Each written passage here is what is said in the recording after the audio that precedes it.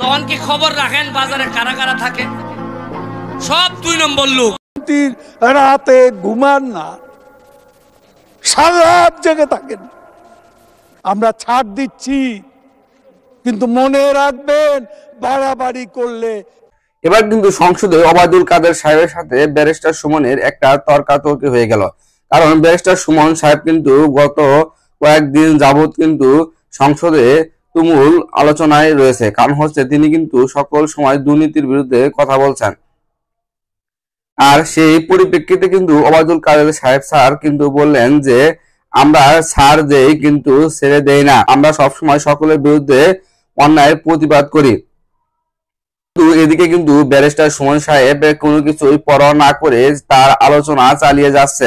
তিনি বলছে যে সে সকল দুর্নীতির বিরুদ্ধে কথা বলবে, সকল সরকারকে দুর্নীতি দমন করার জন্য আহ্বান জানাচ্ছেন। তিনি বলছে যে দেশটা কিন্তু দুর্নীতি ভরে যাচ্ছে, যার কারণে তিনি তার এলাকা এবং তথা বাংলাদেশের কোনো উন্নয়ন হচ্ছে না, তিনি সেটাই সবসময় বলে যাচ্ছেন। তাই তিনি সবসময় কিন্তু একটা কথাই বলছে যে দুর্নীতিগ্রস্ত যে এমপি মন্ত্রী রয়েছে তাদেরকে চিহ্নিত করতে হবে, তাদের বিরুদ্ধে ব্যবস্থা নিতে হবে, তাছাড়া কিন্তু কোনো প্রকার সমাধান করা যাবে না।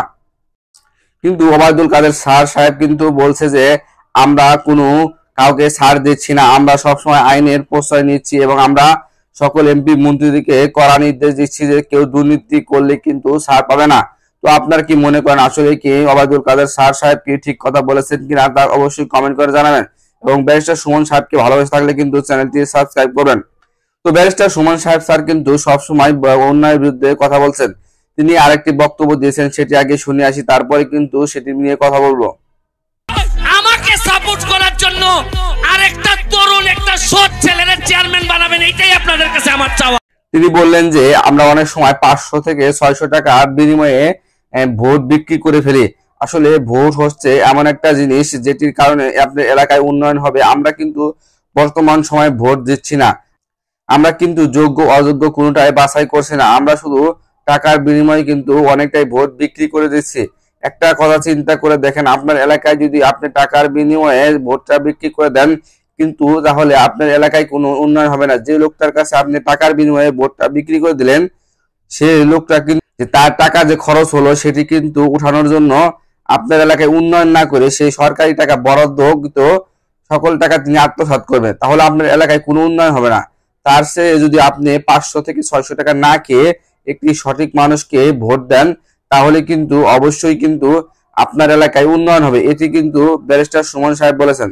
তিনি বলেছেন যে বর্তমানে কিন্তু উপজেলা চেয়ারম্যান নির্বাচন হচ্ছে, এখানে কিন্তু আপনি অবশ্যই বাছাই করবেন যে আপনার এলাকার সৎ এবং যোগ্য লোককে, তাকে আপনারা ভোট দিন।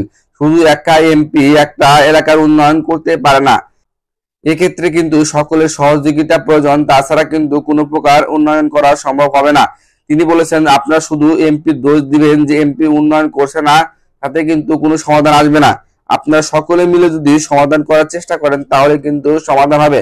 তো ব্যারিস্টার সুমন সাহেব যে বর্তমানে কিন্তু অন্যায় এবং অবিচার এবং সকল কিছুর বিরুদ্ধে কথা বলছেন। দেখেন বেনজির আহমেদকে কিন্তু তিনি দুদকের মামলায় ফাঁসি দিয়েছেন। বেনজির আহমেদ কিন্তু এখন বর্তমান অবস্থায় করুণ অবস্থায় রয়েছে, তার সকল অর্থ কিন্তু জব্দ করা হয়েছে। আসলে সরকার যদি এগুলোর তথ্য এখন থেকে না করে তাহলে কিন্তু সুদূর ভবিষ্যতে বাংলাদেশটা দুর্নীতিগ্রস্তে ভরে যাবে, সেটি কিন্তু সবসময় ব্যারিস্টার সুমন সাহেব বলেছেন। তবে ব্যারিস্টার সুমন সাহেব যে এলাকার উন্নয়ন করছেন এবং তথা সংসদে যে বক্তব্য দিয়ে যাচ্ছেন তাতে করে কিন্তু তিনি বাংলাদেশের জন্য একটা উজ্জ্বল নক্ষত্র, কারণ তার মতো এমপি মন্ত্রী থাকা মানে বাংলাদেশের অনেকটা উন্নয়ন হবে। তো দর্শক শ্রোতাবৃন্দ, ব্যারিস্টার সুমনকে ভালোবেসে থাকলে কিন্তু অবশ্যই চ্যানেলটি সাবস্ক্রাইব করবেন। তো ব্যারিস্টার সুমনকে আপনাদের কেমন লাগে তাও কিন্তু কমেন্ট করে জানাবেন। ধন্যবাদ সবাইকে সম্পূর্ণ ভিডিওটি দেখার জন্য।